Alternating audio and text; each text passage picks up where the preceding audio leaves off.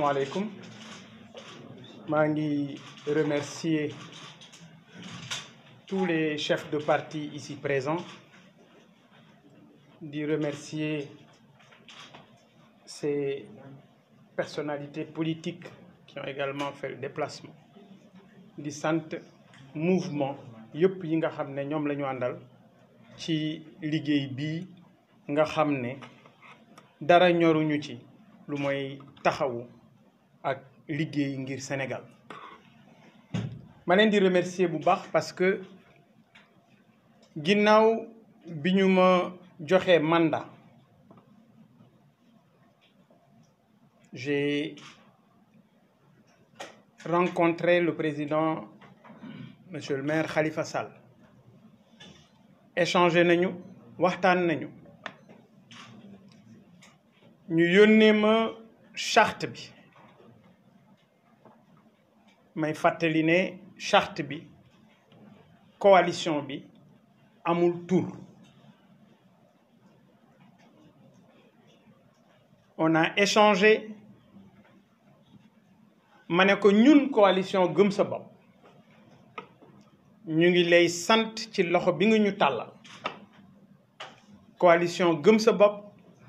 dinañu ànd ci la coalition de l'opposition parce que nag gor ca wax ja et man Bougane sama kàddu démb mooy suma kàddu tey bu jaree di raxas saal bi ngir opposition bi jàkkaarloo ak Macky Sall daan ko dinaa ko def parce que mooy suma gëm-gëm nangu naa ñàkk fayda ngir lu dajale opposition bi waaye duma nangu mukk ku ma dëggaate li xew mooy le jour du lancement de la coalition de l'opposition ñaar fukki nit wala ñaar fukki nit ak benn 21 personnes je crois sinon 21 personnalités ñoo signé mais damay wax les Sénégalais parce que je prends le peuple à témoin amul kenn ci kilifa yi toogoon ci taabal boobu ci présidium bi ku xam naka la coalition bi tudd parce que yónnee wuñ la ko amul kenn ku ñu ci jox logo bi nga gis ko parce que yónnee wuñ la ko amu ci kenn nit koo xam ne jox nañu la couleur yi jëm ci coalition bi parce que kenn yónneewu la ko donc ci ñaar fukki nit wala ñaar fukki ak benn ya fa nekkoon jàpp naa ne ñaar dong ñoo jël décision boobu te loolu ba mu amee ba ma duggsee ci salle bi gis ko yéen la presse gis naa ngeen bind ne Bougane Gueye génn na salle bi bi ma génnee ci salle bi comme vous l'avez remarqué le maire Khalifa Sall l'a remarqué également et ci la ñëw ne ma Bougane qu'est-ce qui se passe ma ne ko monsieur le maire lii du ngénte du gone gu ñuy tudd parce que bu ñu la invité ci ngénte bu ñu tuddee doom ji sa yoon nekku ci ndax invité nga nag waaye lii lu ñu bokk la lépp ñëpp ma ne su ko def lenn ñenn c'est pas possible li ma gis mooy ne jël ngeen tur mais également jël ngeen ay couleur yegg ngeen ba ci logo ça veut dire que yéen pare ngeen soxlawu leen ñu man àndu nawle lay ànd ak ay nit Khalifa Sall devant Malick Gakou Khalifa Sall devant Barthélémy Diaz Khalifa Sall devant Khalidou Niass Khalifa Sall devant docteur Diallo mu ne ma Bougane lii danañu ko lijjanti après on va régler ça ma ne ko d'accord kon maa ngi leen di bàyyi ngeen dellu ci salle bi man ma dem mu ne ma déedéet dellu si ci salle bi ma ne ko monsieur le maire mënuma dellu si ci salle bi parce que li ngeen fa def man ànduma ci ma ne ko ok kon maa ngi lay wax ci kanamu Barthélemy mii ak kanamu Malick Gakou ak ñi ma àndaloon maa ngi delluwaat ci salle bi mais bu dee parole bu ngeen ma ko joxee du ma wax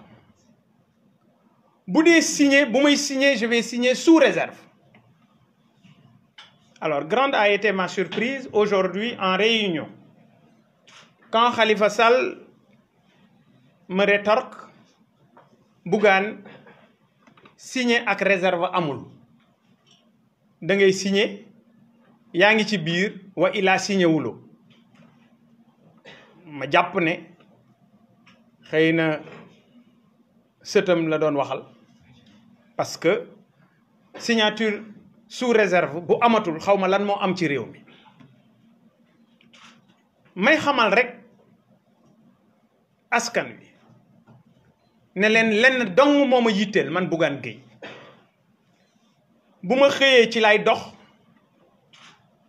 bu ma yeewoo moom lay yeewoo ba may tëdd lépp loo xam ne mun naa daaneel nguuru Macky Sall jële fi Benno Bokk Yaakaar ci loolu laa nekk waaye nag du ma nangu kenn di ma dëggaate du ma nangu kenn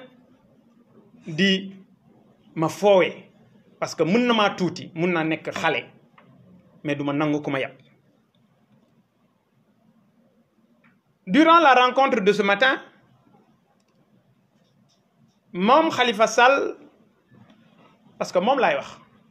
parce que bari na fa ñoo xam ne yàlla na ma yàlla bal ay yóbbaale lañ ma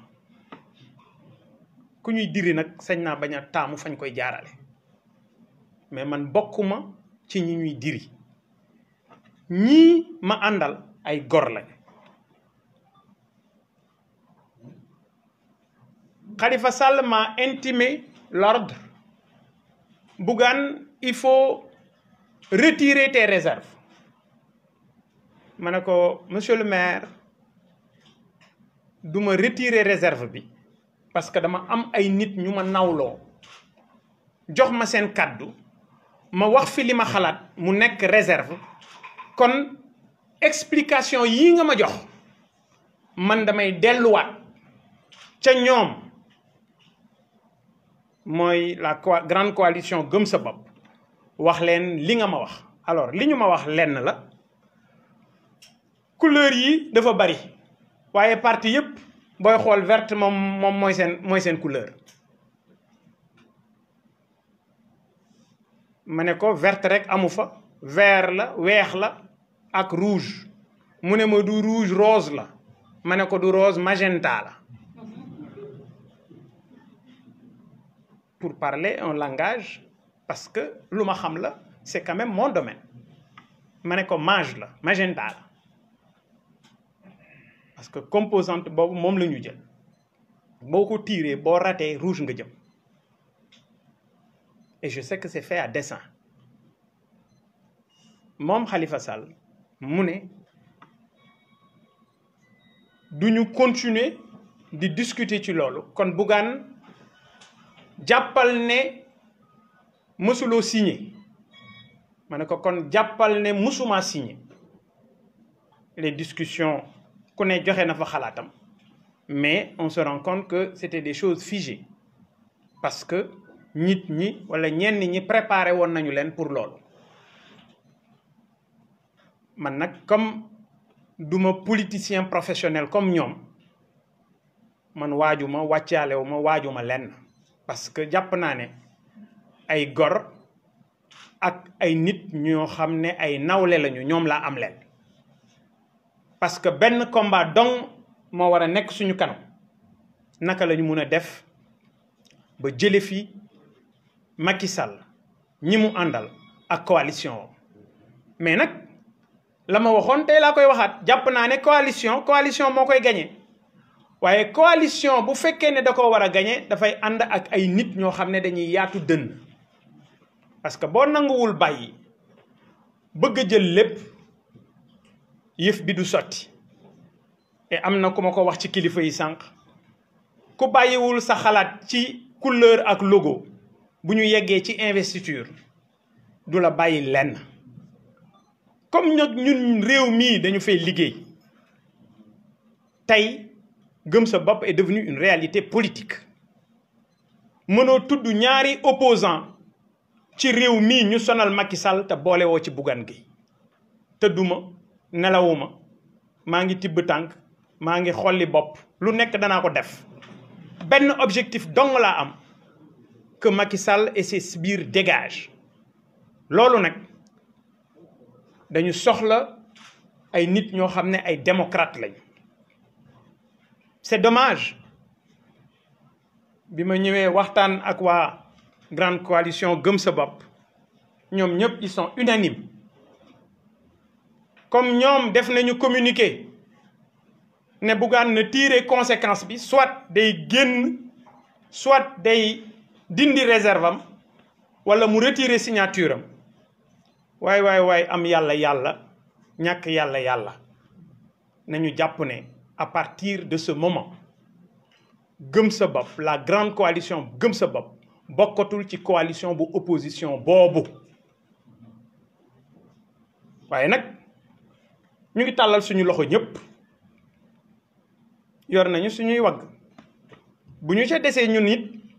ñu continuer ak suñuy mbagg parce que nag gëm nañu ne bu ñu yeggee ci 23 janvier 2022 sénégalais yi danañu bàyyi xel yéene ak xalaat bi ñu indi ci collectivité locale yi kàddu gi benn la élection yii gëm sa bopp dana ci taxawal boppam la grande coalition gëm sa bopp danañu ci àndandoo taxaw ci képp koo xam ne nekkuloo ci politique politicienne parce que nag ñàkk démocratie du Macky Sall rek politique politicienne bii bukki bii njuur bii sàmba man defe woon naa ne kenn dong moo tax ma koy xeex ci Sénégal mais li ma gis man affaire u jinne la yëfu dëmm laa gis c'est la réalité musu parce que man bugguma ay nit ñuy lekkante xam nga fi may gis nii je suis nit laa koo xam ne nit ku entier la man bugguma nit ñuy lekkante et li ma gis ay nit ñuy lekkante la te li ci kanam raw li bët suñu génn ci coalition opposition boobu alhamdulillah am na lu mu defar parce que ci biir structuration bi ñu proposé tey ci biir coalition boobu ñu tuddee Yewwi Askan Wi dañoo ñëw jàkkaarloog chef de parti yépp ne leen présidence su coalition Yewwi présidence tournante la déglu li may wax de ñu ne présidence tournante la waaye ñi sooke mbir mi maanaam les initiateurs ñoom dong ñooy nekk ay président ñeneen ñi maanaam altoppe lañu heureusement que ku mel ni Déthié Fall am na fulla ak fayda tëgg ci taabal ji pour wan leen ne du ñëpp ñoo nangu ñu leen di yóbbaale beneen point bi nga xam ne suñu génn réglé na ko parce que après présidence tournante boobu réglé nañu ko ba ñëpp mën cee dugg kon suñu génn réglé na problème foofu leneen li nga xam ne réglé nañu ko mooy comité d'arbitrage dañ ne bu amee problème dafa am comité d'arbitrage boo xam ne moom moo nekk au-dessus de la conférence des leaders comité d'arbitrage boobu ñi sooke mbir yi maanaam les initiateurs ñoom ñoo koy composé de encore maanaam ñeneen ñi duñ ci dara boobu tamit suñu génn tax na ñu xeex ko ba loolu dañ na beneen bi nga xam ne moo ci gën a garaaw mooy investiture yi ñu ne dañuy taxawal jàkkaarloog nit ñi chef de parti yi fa nekk yépp jàkkaarloog ñoom di liir ne leen bu ñu yeggee ci investiture dafa am droit de préemption maanaam commune bii gëm sa bopp moo ko gañe woon moo fa nekk fa maire kenn du fa tànn candidat ñoom ñooy njëkk tànn balaa kenn di tànn beneen bi ci des ñu ne bu fekkee ne ñoom ñett ñi sos ba tey les initiateurs bu fekkee ne nekkuñu ci biir kuréel googu fa ñuy tànne ñu ne dañuy xool ci élection bi ñu mujj def mooy élection présidentielle bi ka fa jël deuxième kooku mooy tànn waaw léegi ñun bu ñu toogoon ca loolu ñun kan la ñuy am candidat ñun ak fan la ñuy am candidat ñun gëm sa bopp mosuñoo dem élection waaw léegi ñun suñ toogoon ca loolu nu ñuy demee waaw mais heureusement que am na ci biir ñoo xam ne nanguwuñu ñu yóbbaale leen ba xeex nañ ko ba loolu dañ na alors c'est juste j'ai pris ces 3 exemples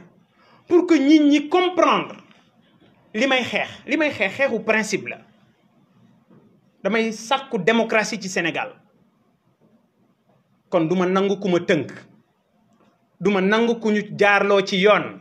rawatina nag bi nga xamee ne góor yu baax yii dañu maa jiital ñenn ñi mën a doon sumay baay ñenn ñi di sumay tante ñenn ñi di sumay mag ma gën ci ndaw ñu àndandoo jël seen confiance teg ko sama loxo kon du ma def dara lu leen di gàcceel incha allahu rabbi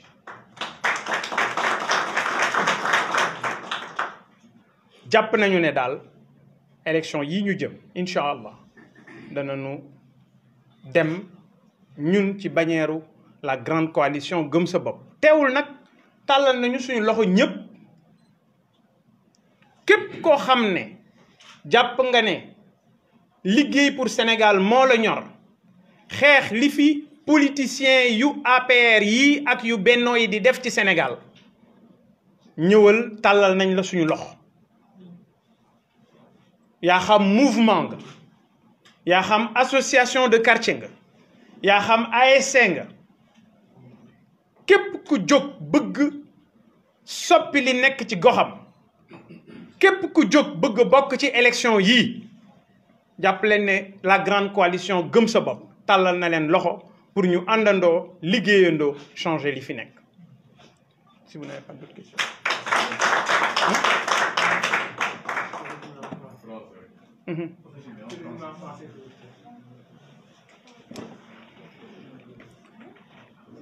Je vous remercie. J'en profite pour remercier l'assistance. La grande coalition que j'ai l'honneur de diriger, Gëm Sa Bopp, après avoir émis des réserves lors du lancement de la coalition de l'opposition, aujourd'hui, nous avons reçu mandat de la conférence des leaders de nous retirer de la coalition Yewwi Askan Wi. Tout simplement parce que nous avons décrié beaucoup de choses, notamment beaucoup de manque de transparence en ce qui concerne le choix du nom, en ce qui concerne les logos, en ce qui concerne les couleurs qui ont été utilisées pour cette coalition. Donc ce qu'il faut retenir, c'est que cette grande coalition Gëm Sa Bopp ira seule aux élections locales du 23 janvier 2022. Ceci dit, cette coalition reste ouverte à toute l'opposition. Nous tendons la main à l'opposition sénégalaise pour arriver enfin à bout du président Macky Sall et de sa coalition, le Benno Bokk Yakaar. Nous sommes déterminés à nous battre davantage pour la préservation de la démocratie au Sénégal. Je vous remercie. Oui. Vous pouvez revenir donc sur les trois questions que j'ai évoquées, en l'occurrence le comité d'arbitrage, la présidence tournante de la coalition Yewwi Askan Wi, et aussi le mode d'investiture. Alors ça, c'était juste des points que j'ai évoqués comme ça au passage. Je crois que je ne m'évertuerai pas à leur faire encore beaucoup plus de publicité autour de ça. Ils auront la latitude de communiquer véritablement autour de ces trois points qui ont été soulignés. En fait, vous avez expliqué que ce sont en fait des preuves, des motifs qui vous conduisent à retirer cette convention-là. Ah non, j'ai dit pour justifier davantage notre retrait. Il y a ces questions que je viens d'évoquer, à savoir l'histoire de la présidence tournante qui devait être réservée uniquement aux initiateurs, c'est-à-dire les 3 partis. Mais heureusement, il y en a comme Déthié Fall qui ont dit non. Et alhamdoulilah, ils sont revenus à de meilleurs sentiments. Il y a également le comité d'arbitrage qui devait être composé uniquement des 3 initiateurs. Mais lors des discussions, les chefs de parti sont revenus là-dessus et également ils ont pu trouver un terrain d'entente. Mais tout ceci, c'est juste pour expliquer la manière cavalière avec laquelle ce trio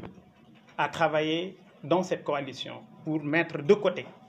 ce que j'appelle, excusez du terme, ces suiveurs. Parce que le plus gros, c'est exactement ce que j'ai remarqué. Maintenant, Gëm Sa Bopp ou la grande coalition Gëm Sa Bopp, nous avons une manière de fonctionner. Nous sommes pour la pluralité des idées. Il faut que la démocratie règne, surtout dans des organisations comme ça. Il faut que les gens prennent des décisions de manière très sereine et qu'on ne sente pas véritablement qu'il y a le diktat d'un trio. Et c'est exactement ce que j'ai essayé de dénoncer. Une question. Maintenant, comme vous êtes membre de la coalition Yewwi Askan Wi, est-ce que vous êtes candidat à une Écoutez, pour le moment, je suis dans une coalition. Nous avons notre mouvement. Je dis et je répète, toutes les décisions doivent se prendre de manière collégiale. Donc, pour le moment, on n'a pas parlé de ça. Et je ne peux pas me permettre de dire je suis candidat à telle ou telle autre localité parce que nous avons un comité d'investiture et ce sera au comité d'investiture de prendre ces décisions et de recueillir les candidats à la candidature. Voilà. Une dernière question. Si, il y a une question à Soumane. Pensez-vous pas que cette décision pourra attirer l'attention de certains sympathisants de la grande coalition dont le on dit que vous êtes le pion du président Macky Sall? Vous savez, un pion, il est dedans. Un pion ne sort pas. Si j'étais véritablement un pion, comme ils le disent, j'aurais préféré rester dans la coalition. Mais je dis encore une fois, je suis libre. Et vous savez, c'est difficile. Diallo me disait tout de suite la provenance de ces accusations. Et je trouve que c'est des accusations non fondées. Mais nous savons exactement d'où ça vient. Nous savons d'où ça vient. Voilà. Je préfère les ignorer royalement. bu ma ci mënee ñëw ci wolof rek xam nga nopp wax su dofee wax bu dofee nopp yi koy déglu mooy nite. Bougane Gueye pion Macky Sall la dafa àndul sax ñi koy wax sax gëmuñu ko mais malheureusement Sénégal léegi nit day fen ba gëm ay fenam. Et je crois qu'il faut être méchant pour le dire. Moi, je suis un gentleman. Je suis un gentleman. dama ko waxaat ko gor pire Gueye mam góor mu yelli Gueye aram ma ca ñoom rek soo dama ca septième gaar. Ah oui, gor pire booy wër gor boo yegsee ci man mun ngaa dëpp parce que su ma la waxee suba laa lay kil bu boo nga préparé. Il faut que